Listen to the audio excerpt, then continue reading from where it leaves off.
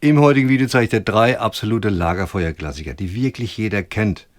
Zumindest jeder, der noch weiß, was ein Lagerfeuer ist, ja. Und das Beste, alle funktionieren mit denselben 4 Grundakkorden. Je weiter wir im Video kommen, umso spannender, sage ich mal, werden die Begleitanschläge. Und am Ende trauen wir uns sogar noch an so ein paar kleine Introfiguren. Also unbedingt dranbleiben bis zum Schluss. Hallo, Stefan Pietrek hier und willkommen im neuen Video. Los geht's mit Song Nummer 1 und der darf wirklich auf keiner einigermaßen vernünftigen Lagerfeuer-Playlist fehlen. Take Me Home Country Roads von John Denver. Country roads, take me home to the place. Kennt jeder, singt jeder mit und ich würde sagen, nach dem zweiten Bierchen sogar der typischste aller Nichtsänger. Ich zeige dir den Song, wie alle anderen auch, in der Tonart G-Dur. Original wäre A-Dur. Einfach, weil du das so als Gitarrenanfänger auch gut lernen kannst. Und für viele ist er in der Tonart auch leichter zu singen. Für mich zum Beispiel. Wenn du aber unbedingt in der Tonart A-Dur das Lied original mitspielen willst oder so, geht natürlich auch, dann einfach so ein Capodaster nehmen, an den zweiten Bund klatschen hier und die gleichen Akkorde spielen, die ich dir hier zeige. Und dann hast du die Tonart A-Dur. Ja? Capodaster, kennst du bestimmt, ne? Falls nicht, ich verlinke das Teil in der Videobeschreibung, du kannst mal schauen. Braucht man öfter mal. Nützliches Werkzeug. Und die Akkorde, die du hier brauchst, das ist G-Dur, E-Moll, D-Dur und C-Dur. Und die zeige ich dir erstmal. Zuerst ein G-Dur.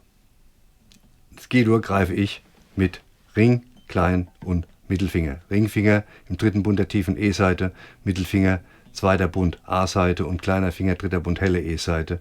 Für Anfänger ist es oft leichter, wenn sie mit Mittel-, Zeige- und Ringfinger greifen. Ja, Mittelfinger dann die E-Seite im dritten Bund, der Zeigefinger die A-Seite im zweiten Bund und der Ringfinger den dritten Bund der hellen E-Seite.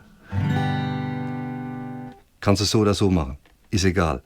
Ja, ich spiele ihn oft oder eigentlich immer mit Ring, Mittel- und kleinem Finger.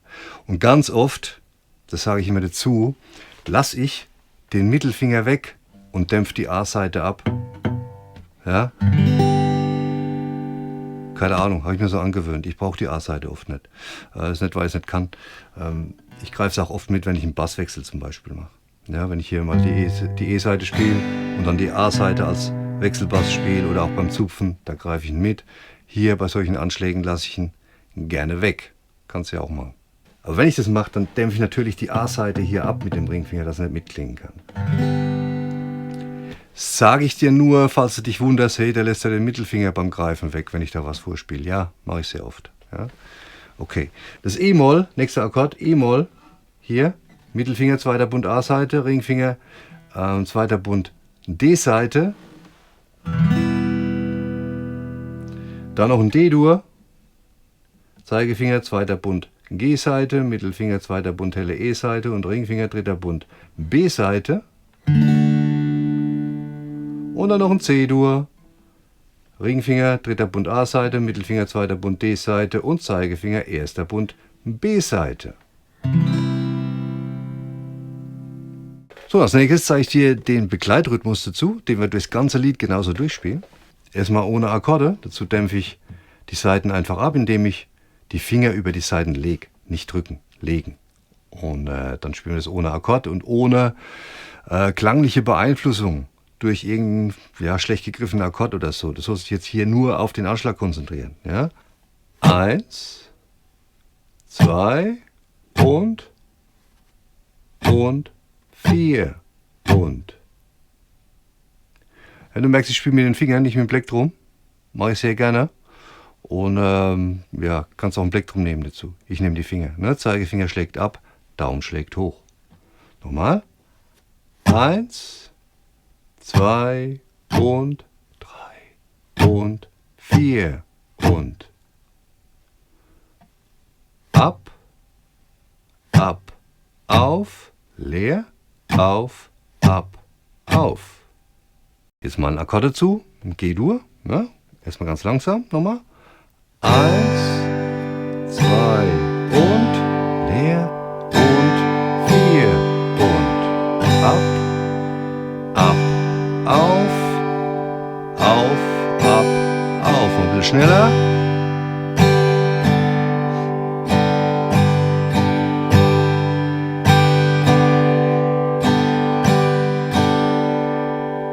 Und mit diesem Anschlag und den 4 Akkorden spielen wir mal die Strophe. Zuerst 2 Takte G-Dur. Almost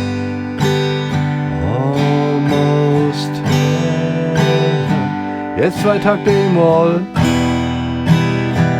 West Virginia. 2 Takte D. Beach Mountain.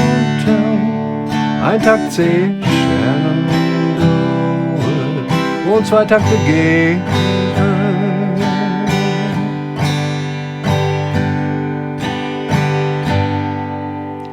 Jetzt kommt die gleiche Akkordfolge nochmal, also fast, ja.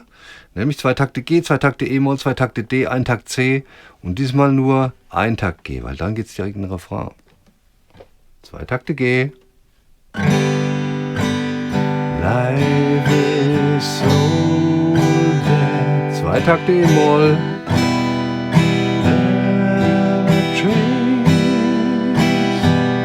2 Takte D.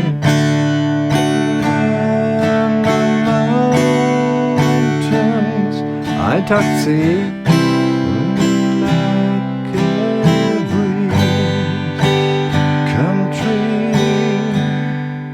Und dann sind wir schon im Refrain mit 2 Takte G, 2 Takte D, 2 Takte E-Moll, 2 Takte C. Erste Hälfte, Refrain. Country roads. Jetzt 2 Takte D.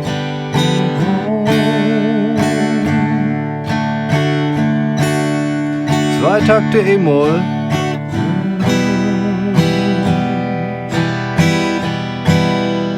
2 Takte C-Dur.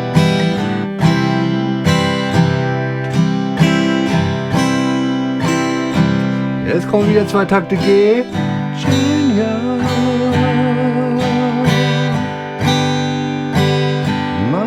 2 Takte D-Dur.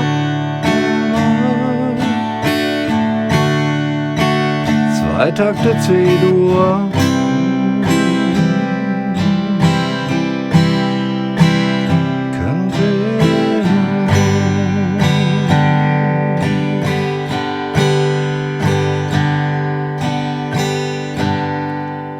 So, das war jetzt mal eine Strophe und ein Refrain. Mache ich nochmal komplett.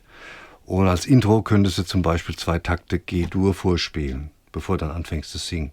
Das mache ich jetzt auch mal. Wegen Gesang. Ich singe hier nicht komplett mit. Ich sage dir jetzt auch warum. Also ich spiele es jetzt gleich ein bisschen schneller. Noch nicht ganz schnell, aber einiges schneller als eben. Und wenn ich hier komplett mitsingen würde, dann hätte mich nach spätestens 10, 15 Sekunden das Urheberrecht gepackt. Und dann habe ich Probleme mit dem Video. Und darum singe ich hier nicht komplett mit, sondern summe alles mal ein bisschen, dass man weiß, wo man ist. Ne? Und ab und zu nehme ich einen Text und manchmal nehme ich auch keinen Text. Und es ist einfach nur für dich, damit du so ein bisschen ja, mehr in dem Lied drin bist, wenn ich das hier vorspiele. Wenn ich jetzt nur die Akkorde vorschrummel, ohne irgendwelche Melodien dazu, da ist es ja ein bisschen abstrakt. Und so ist es doch, glaube ich, ein bisschen besser, als wenn ich gar nicht mitsinge. Aber ganz geht halt nicht. Da hoffe ich um dein Verständnis. Urheberrecht gibt's halt. Müssen wir uns dran halten. Geht nicht anders. Ja, wie gesagt, zuerst 2 Takte G-Dur als Intro und dann geht's in die Strophe. 2, 3, 4.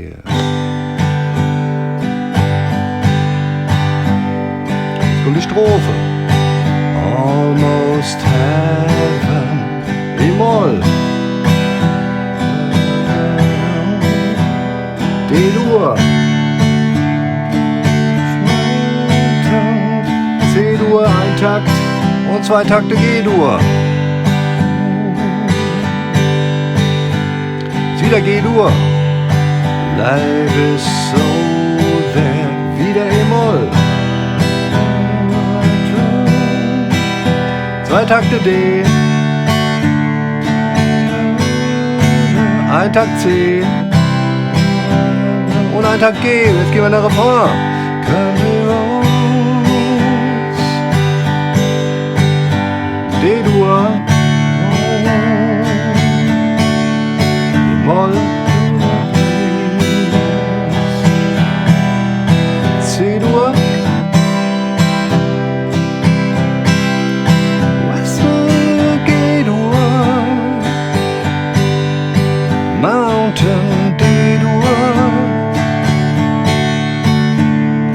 C-Dur.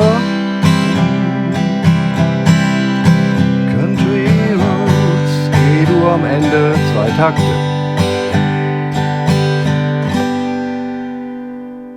Nach dem Refrain käme Strophe 2 und noch ein Refrain. Ja? Muss ich ja nicht vormachen, wird genauso gespielt wie alles andere auch, ja, wie die erste Strophe und der erste Refrain. Danach kommt eine Bridge, die machen wir mal durch. In der Bridge kommt ein bisschen eine Spezialität, das zeige ich dir dann. Ein bisschen was anderes, als ich gesagt habe. Ist ja manchmal so. Ein Takt E-Moll. I hear the Dur voice. And 2 Takte G-Dur. Yeah, she calls me. C-Dur. Und G-Dur. Und 2 Takte D-Dur. Far away. Dann wieder E-Moll. Driving down the... So, jetzt haben wir den Salat. Jetzt kommt ein F. F-Dur, wenn du es schon kennst, ist ja kein Thema, dann mach's, ja. Ich zeig's hier mal, wie man es machen kann. Nämlich als komplett Barré. Es wäre hier der Zeigefinger komplett über die erste Seite. Er muss greifen, nicht nur drüber legen. Ja. Der Mittelfinger 2. Bund G-Seite, der Ringfinger 3. Bund A-Seite und der kleine Finger auf den 3. Bund der D-Seite. Keiner mag ihn, das F. Und dann kommt noch das kleine F, oder nicht, dann kommt das kleine F. Man könnte stattdessen auch ein kleines F spielen. Das ist für viele ein bisschen leichter. Ja. Das zeige ich dir auch hier. Ein kleines Barré nur.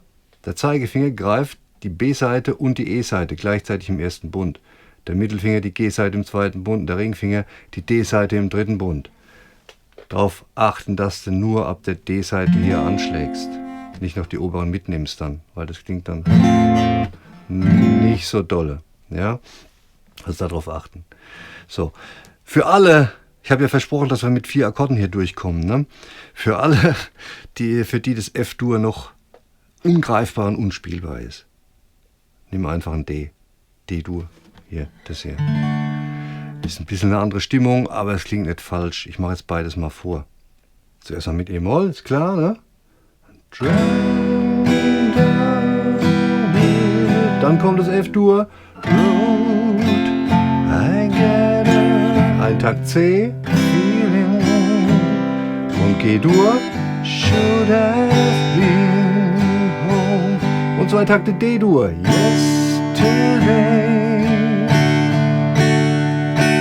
Yesterday. Jetzt kommt schon wieder was anderes, als ich gesagt habe. Hier kommt nämlich, oder hier steht ein D7. Das wird dann so gegriffen. Ja, wenn man es genau beobachtet, ist es irgendwie spiegelverkehrt zum D-Dur. Und zwar der Zeigefinger greift hier im 1. Bund der B-Seite, der Mittelfinger im 2. Bund der G-Seite und der Ringfinger im 2. Bund der hellen E-Seite. Aber auch hier, falls du es nicht spielen willst, du musst es nicht spielen. Macht eine schöne Stimmung in dem Moment, ja, weil man dann ja wieder in den Chorus geht. Aber es funktioniert auch ein einfaches D-Dur. Zuerst das erste Yesterday nochmal. Yesterday, yesterday.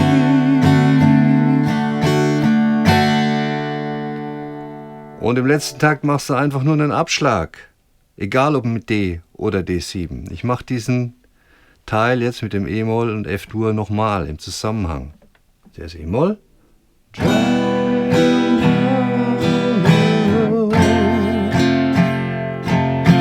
C-Dur. G-Dur. D-Dur. Und jetzt mal D7.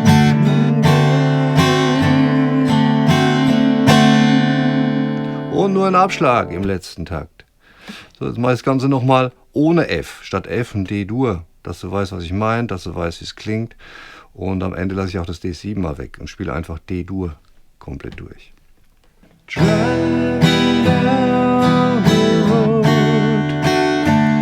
Ja, das D-Dur, jetzt kommt C.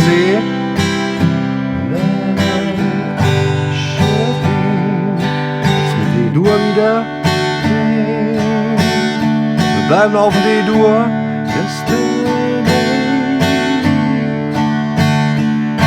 Und ein Abschlag im letzten Takt. Ja, falls du das F-Dur noch nicht spielen willst, dann lass es weg, spielen D-Dur. Wie gesagt, klingt ein bisschen anders, aber es klingt nicht wirklich falsch. Auch wenn man es im direkten Vergleich vielleicht mal erstmal als falsch hört, ja. Aber wenn du mal dich dran gewöhnt hast, dann geht es D-Dur auch. So, ich spiele die Bridge noch einmal komplett und ja, ein klein bisschen schneller. Zuerst E-Moll, 3, 4.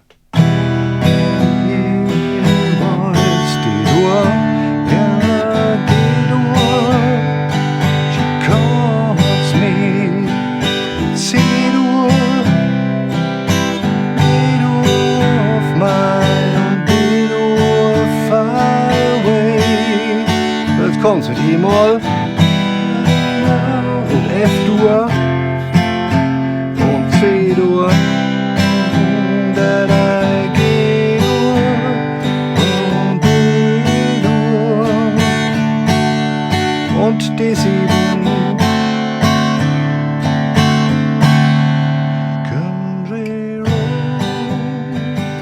Das war's jetzt mal zu Take Me Home, aber noch nicht ganz. Ich möchte dir noch eine kleine Erweiterung von dem Anschlag zeigen, weil ich würde es so nicht begleiten, ganz so ähnlich schon, aber nicht ganz so, die Rhythmik bleibt die gleiche, aber ich würde auf die Zählzeit 1 nur im jeweiligen Bassbereich anschlagen, das ist jetzt hier auf der E-Seite, wenn ich die A-Seite auch noch treffe, die D-Seite ist egal, ja? Und auf die Zählzeit 2 würde ich erst durchschlagen, das ist dann mein betonter Anschlag, das hört sich dann so an, 1, 2 und 4 und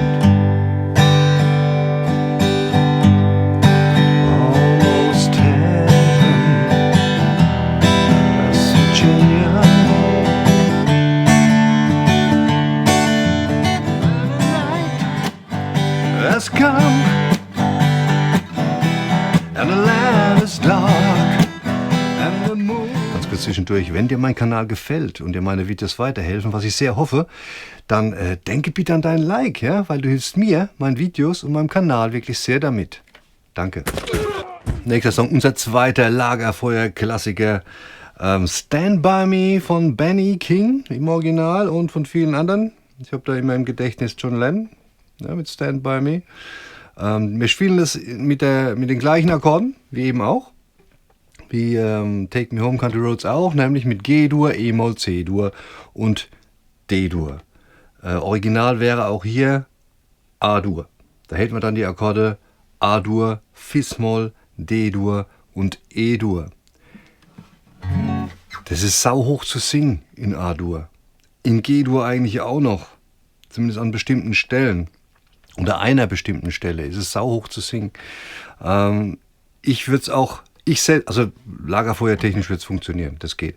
Aber ich selbst, wenn ich das jetzt so spielen würde, ja, würde ich es auch nicht mal in G-Dur spielen. Dazu sage ich dann später noch was. Aber hier, ne, wie angekündigt, Tonart G-Dur und die Akkorde, gesagt eben, ja, G-Dur, E-Moll, C-Dur und D-Dur kennst du inzwischen, habe ich gezeigt beim letzten Lied.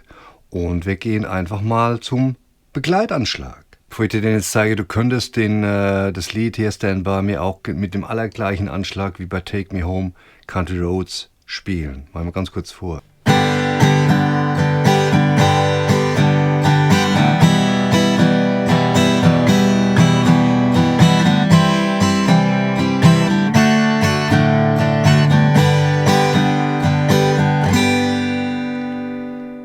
Aber deutlich interessanter klingt der mit einem ganz bestimmten Anschlag. Und zwar haben wir da immer, also eigentlich nur ab und auf, ne? 1 und 2 und 3 und 4 und, aber auf die 2 und auf die 4 machen wir einen perkussiven Abschlag. Den zeige ich dir jetzt. Und zwar dämpfst du beim Abschlag auf die Zählzeit 2 und 4 die geschlagenen Saiten gleichzeitig mit der Handkante oder mit dem Daumen ab. Ich benutze hier, weil ich ja mit den Fingern spiele, den Daumen zum Abdämpfen. Also es würde auch gehen, wenn du mit den Fingern spielst, kannst du auch mit der Handkante abdämpfen. Oder wenn du mit dem Plektrum spielst, dann funktioniert nur die Handkante. Das zeige ich dann noch. Ja, ich zeige es zuerst mal mit der Handkante. Dabei legst du, während der Zeigefinger abschlägt, die Handkante auf die Saiten. So musst du die Hand ein bisschen reindrehen. Ja? Wenn du es so schlägst, funktioniert es nicht. Du musst in dem Moment, musst du hier die Hand so reindrehen. Wenn ich den Daumen, also ich benutze hier den Daumen und ich mache gleichzeitig, wenn der Zeigefinger abschlägt, setze ich mit dem Abschlag den Daumen davor. Das funktioniert, ich versuche es mal langsam, ja, das funktioniert aber nicht richtig. Sieht dann so aus. Und mit dem Plektrum, nehme ich mal ein Plektrum, wer mit dem Plektrum spielt, der hat nur die Handkante hinten. Ne? Der schlägt an, muss auch die Hand reindrehen und setzt dann die Handkante hinten auf die Seiten. Hier. 1 und 2 und 3 und 4 und. Wieder zu den Fingern und im Daumen, wie ich es mache. 1 und 2 und 3 und 4 und. Und zwar ist es durchs ganze Lied die gleiche Akkordfolge. Immer 2 Takte G, 2 Takte E-Moll, 1 Takt C, 1 Takt D und wieder 2 Takte G. Und dann wieder von vorne. 2 Takte G, 2 Takte E-Moll, C, D, G, G. Zuerst G-Dur, 2 Takte. Und 2 und 3 und 4 und dann nochmal 1 und 2 und 3 und 4. Jetzt ein E-Moll.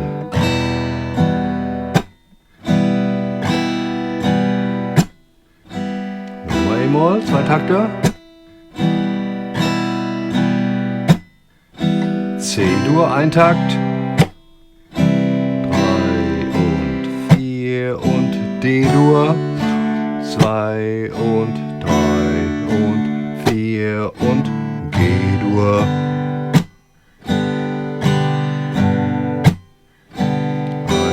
und 2 und 3 und 4. Jetzt wieder von vorne, ein bisschen schneller.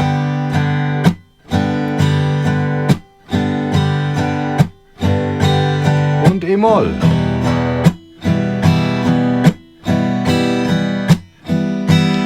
C-Dur und D-Dur und G-Dur. Noch ein bisschen schneller.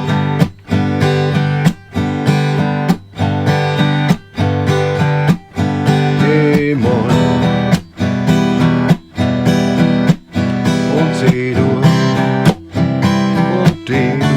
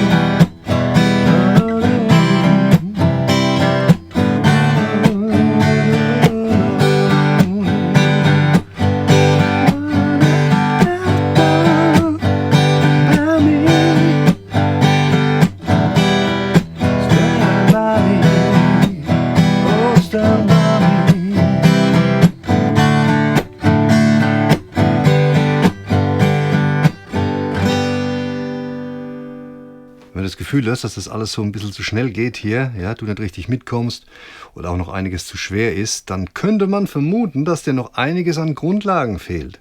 Und die vermittle ich dir in alles der Ruhe in meinen beiden Kursen, der Gitarrenstatter für totale Anfänger und der Gitarrenaufsteiger, wenn du schon etwas fortgeschrittener bist, auf gitarrenzeugs.de. Schau doch einfach mal rein, vielleicht ist was für dich und sagen wir direkt weiter hier. So, jetzt habe ich ja vorhin was zur Tonart gesagt, ne? Also A-Dur, nee, geht, also würde ich es nie spielen. Klar, man kann es eine Oktave tiefer singen. Nee, habe ich auch keine Lust dazu. Das brummelt dann so vor sich hin, das ist auch nicht schön, eine Oktave tiefer. Und ich richte mich eigentlich immer nach der Tonart, wie ich ein Lied spiele, nach meinem höchsten Gesangston, den ich eigentlich immer gut bekomme. Und das ist der Ton E, hier die helle E-Seite. Und den nehme ich als höchsten Gesangston und gucke dann, welche Tonart dazu passt. Und es wäre hier tatsächlich die Tonart E-Dur. E-Dur, ja, aber hätte ich jetzt ein E-Dur, dann Cis-Moll, dann ein A-Dur und ein B-Dur und wieder E-Dur am Ende. Ja, E-Dur würde gut passen. Was auch gut passen wird und ist ein bisschen, ja, nicht so viel Barrés, ne? B-Dur und Cis-Moll, wäre D-Dur. Wäre ein bisschen tiefer noch angenehmer zu singen. Hätte dann die Akkorde ein D-Dur, ein B-Moll, wieder ein Barré, ja. Aber egal, so schlimm ist ja nicht mit den Barrés, kann sie auch spielen. Und dann habe ich ein G-Dur und ein A-Dur. Und das klänge dann so. Darling, darling, stand by me. Dann ein B-Moll, stand by me. Ein G-Dur, ein A-Dur und wieder D-Dur.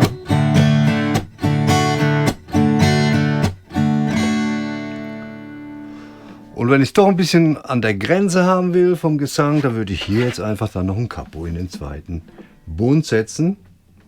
Und dann hätte ich ja wieder, und würde es in D-Dur spielen, und hätte ja dann wieder durch den Capo im zweiten Bund die Tonart E-Dur. Darling, darling, stand by me. Stand by me.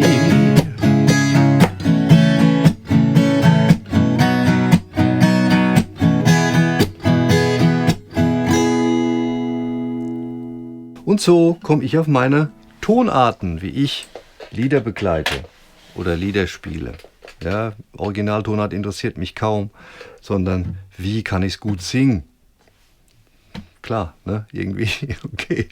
Kommen wir zum nächsten Lied, zum dritten Lied. Have You Ever Seen the Rain von CCR, Creedence Clearwater Revival. I wanna know, have you ever seen the rain? Die gleichen Akkorde wie bei den anderen beiden Liedern auch, ja. Original wäre ein C-Dur, affig hoch zum Singen und Oktave tiefer, nee, klingt irgendwie auch kacke, ja, also das, nee.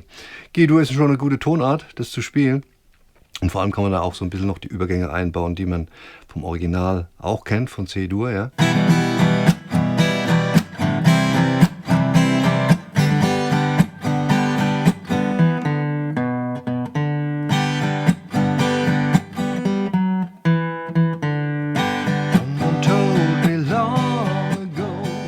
Außerdem haben wir dann auch nicht das F-Dur im Refrain, wie im Original. G-Dur, weiß Bescheid. Der Anschlag ist der gleiche wie bei Stand By Me, ne? Dieser perkussive Anschlag. Hier nochmal. 1 und 2 und 3 und 4 und im Intro, wir gehen einfach mal das Intro durch, noch ohne die kleinen Figuren, die ich dann einbauen will. Einfach mal nur die Akkorde. Und zwar ein Takt E-Moll, 2 und 3 und 4 C-Dur, ein Takt G-Dur, ein Takt D-Dur und 2 Takte G-Dur.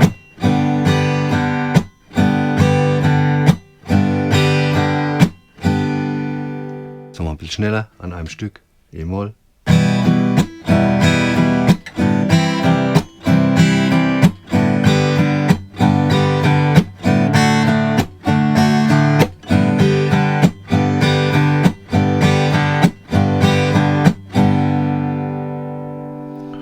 Und dann geht's in die Strophe. Ne, genauso kannst du das Intro spielen. Ich zeige dir am Ende, wenn wir es einmal durch haben, hier Strophe und Refrain, zeige ich dir noch, wie du es ein bisschen witziger spielen kannst, ja? Ein bisschen originaler spielen kannst, dass man es gleich so erkennt an den kleinen Figuren, wie ich gesagt habe.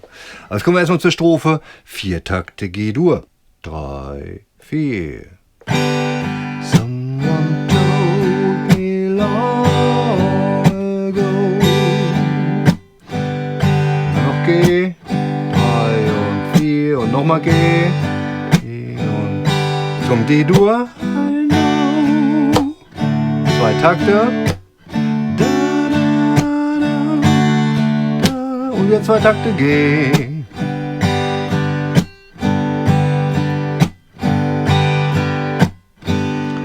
Und dann kommt das gleiche nochmal. 4 Takte G, 2 Takte D, 2 Takte G. Well, it's over, so they say.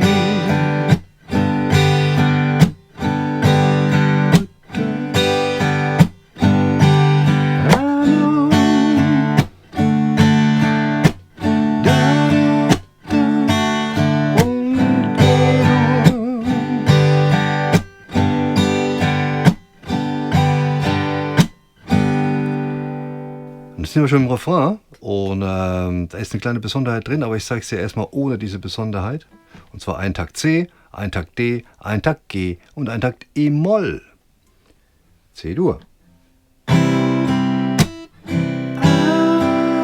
wanna D-Dur,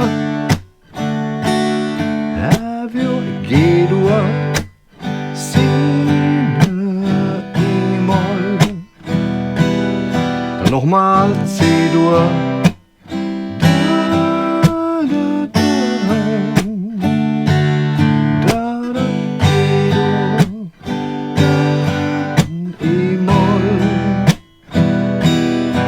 Und jetzt nochmal C-Dur.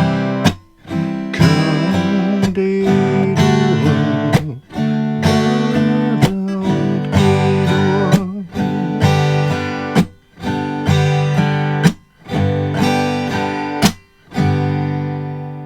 So kann man den Refrain spielen. Klingt gut, ja, kannst du es so machen, brauchst nicht mehr. Aber ich zeige dir trotzdem diese kleine Besonderheit, und zwar gehen wir beim G-Dur im Refrain ein bisschen auf einen anderen Basston, und zwar zuerst ist G-Dur, wie du es kennst, G-Dur, einen halben Takt, ne? 1 und 2 und dann braucht man ein bisschen Bass, 3 und 4 und ja, wechsel G-Dur auf G mit bisschen Bass, 1 und 2 und 3 und 4 und dann E-Moll. Ich lasse dazu den kleinen Finger hier einfach drauf, ne, im dritten Bund von der hellen E-Seite, wenn ich das so spiele. Klingt ein bisschen schöner, wenn ich das so mache. Und greife mit Zeige und Mittelfinger dann das E-Moll. 3 und, 1 und 2 und dann hätten wir auf 3 und 4 noch ein E-Moll mit D im Bass. Wir haben kein D mehr im Bass, aber ich löse dann einfach hier den Mittelfinger von der D-Seite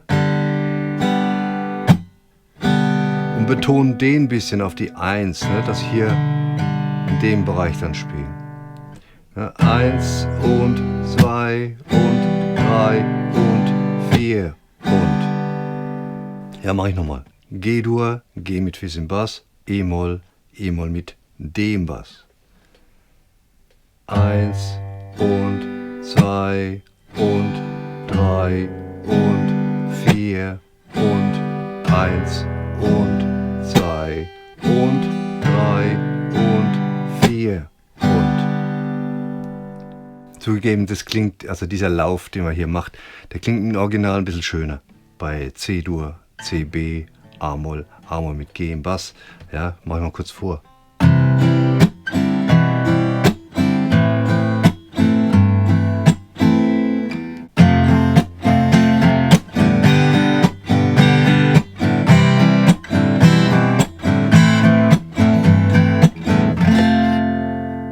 Jetzt nochmal den G-Dur.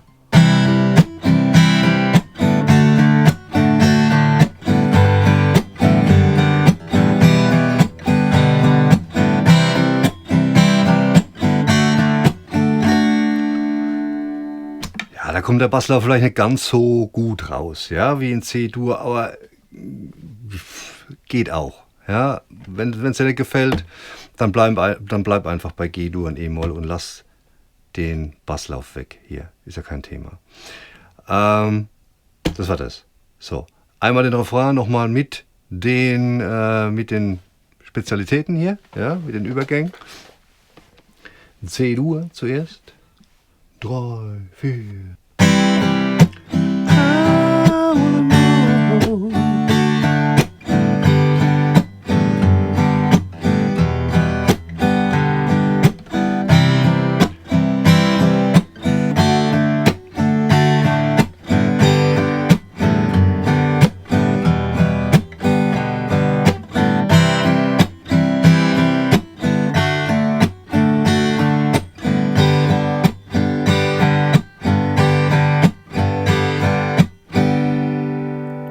Dann habe ich ja gesagt, im Intro machen wir auch noch so ein bisschen was rein. Ja? Und zwar ganz am Anfang. Das startet ja nicht auf die 1. So, du kennst es vielleicht. Das ist da-da-dam am Anfang. Das sind einfach 2 Sechzehntelschläge vor der Zählzeit 1. Also quasi bei und E. Vorne dran. Ne? Da. Und dann geht es erst los. Und E1 und 2 und 3 und 4 und dann kommt ein C-Dur, ganz normal erstmal, 1 und 2 und 3 und 4. Jetzt muss ich schon auf G-Dur umgreifen, damit ich das und E gleich spielen kann. Ja? Und E, 1 und 2 und 3 und 4 und die 3 nochmal zusammen. 3, 4 und E1 und 2 und 3 und 4 und C-Dur und 2 und 3 und 4 und E1 und 2 und 3 und 4 und dann kommen ein paar Einzeltöne, die kann man dann da reinbauen. Ne? Du könntest jetzt ganz normal fertig spielen, ganz klar. Das muss nicht immer genauso sein, wie ich es dann vormache. Ja? Oder du spielst so ein paar Einzeltöne rein.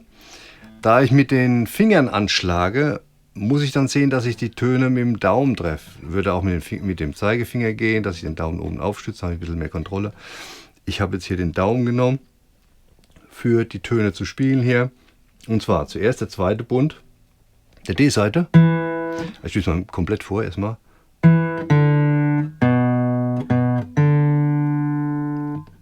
Zweiter Bund D-Seite, leere D-Seite, zweiter Bund A-Seite, nochmal zweiter Bund A-Seite und leere D-Seite. Nochmal ein Stück. Also statt dem D-Dur, ne, was wir vorhin gespielt haben.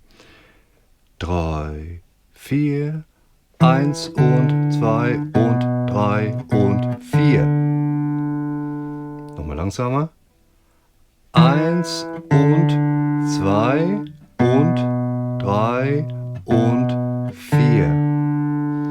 Danach kommt wieder ein Takt G-Dur.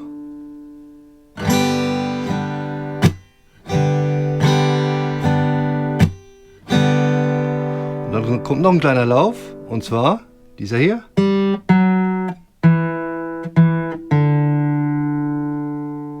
Leere G-Seite, vierter Bund, D-Seite, zweiter Bund D-Seite, nochmal zweiter Bund D-Seite und leere D-Seite.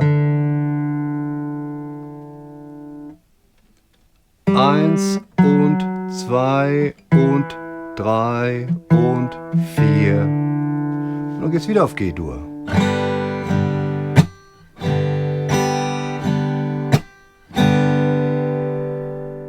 Jetzt nochmal das Intro langsam mit den ganzen kleinen Dinge, die es ja, ein bisschen runter machen, ne? Klar.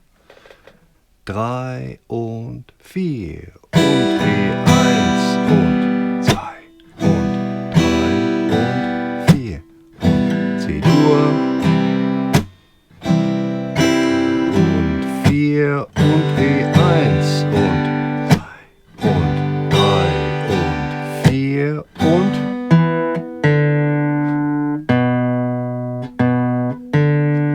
G-Dur ein Takt.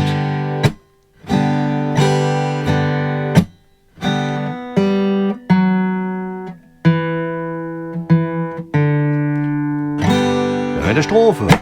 One told me long ago.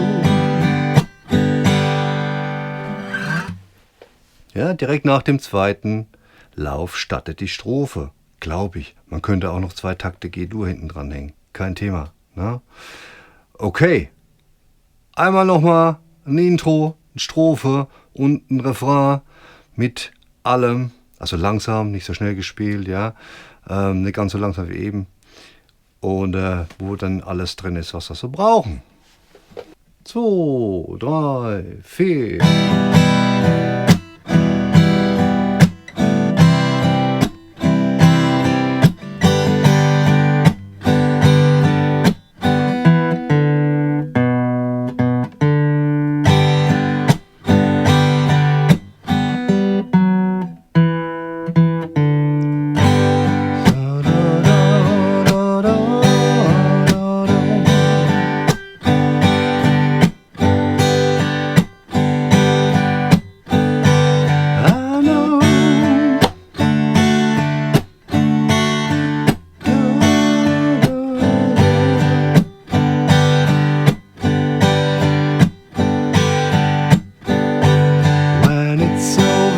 So they say.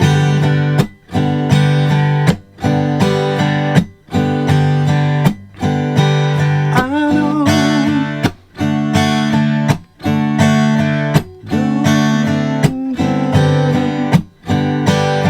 Jetzt geht's in den Refrain. I wanna know.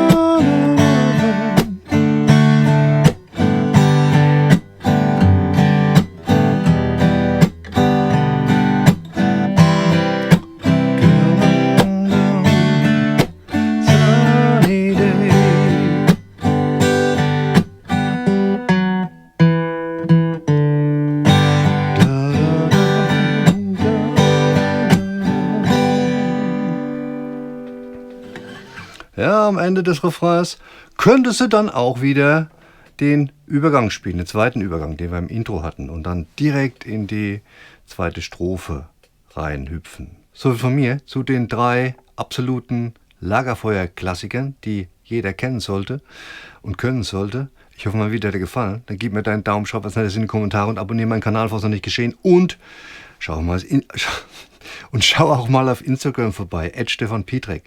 Da poste ich so 1, 2 nützliche Sachen pro Woche. Die könnten dir weiterhelfen. Schau mal rein, würde mich freuen, was du erzählen. Und ansonsten, ciao und bis zum nächsten Video.